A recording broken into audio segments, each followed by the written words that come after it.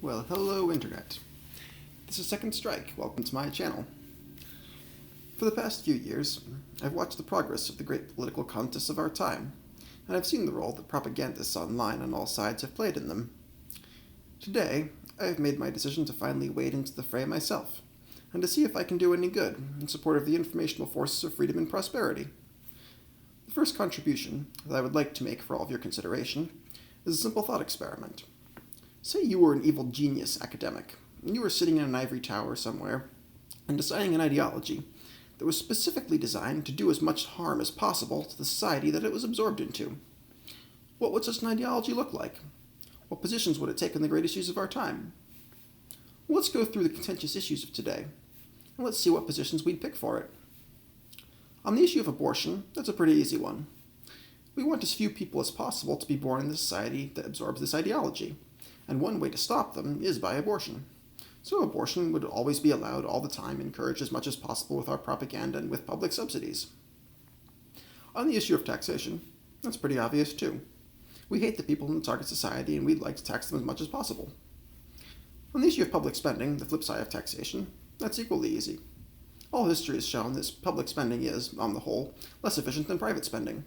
There are exceptions, of course, but one need only look at the track record of government-sponsored enterprises to see that moving money into the public column from the private column will, in most cases, reduce the productive capability of the target society. We might worry that some of these public funds would be used for valuable R&D and the like, but that's the price we'd have to pay for the general destruction. So, spend everything in reach all the time, and if we can borrow it and later hurt public credit at the value of the currency, well, so much the better. We're evil, after all. On the issue of the environment, we have two options. We can either go for preserve the environment at the expense of the people, to encourage the target society to offer itself as a sacrifice on the altar of nature, or we can go with destroy the environment so completely that the planet becomes uninhabitable. All other things being equal, the first of these does seem easier to convince people to support than the second, and if we look at the actions of modern China, well, it seems achieving enough pollution to do serious damage to a society is hard work and of debatable feasibility.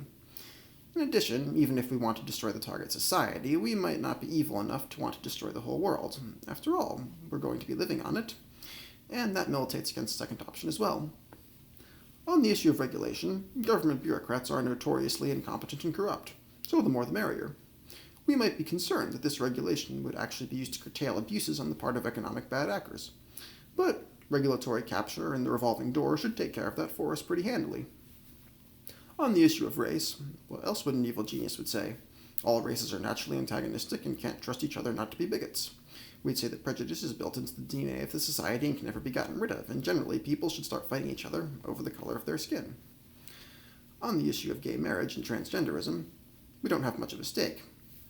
But if we decide to take a position at all, gay marriage might at least encourage the government to give out a little bit more money and benefits, thereby increasing our spending objective just a little bit. And transgenderism will encourage at least some tiny percentage of the population to cut off their own genitals, and therefore support our depopulation objective at least somewhat. So we'd probably be in favor of them if we took a position. Remember, we don't really care about the amount of equality in the target society, just reducing its overall viability. Of course, those of you watching will probably realize by now that what I'm describing is modern leftism, and the contention that the modern left is basically an ideological bioweapon designed to destroy the first world might seem a little bit implausible.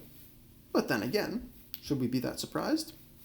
Modern leftism is, after all, an ideology that was developed from the ashes of the old white supremacist progressivism, and this happened after World War II, under the heavy influence of Soviet propaganda and the partial direction of the Comintern. Maybe it would look like an ideology tailor-made to devour the first world from the inside out.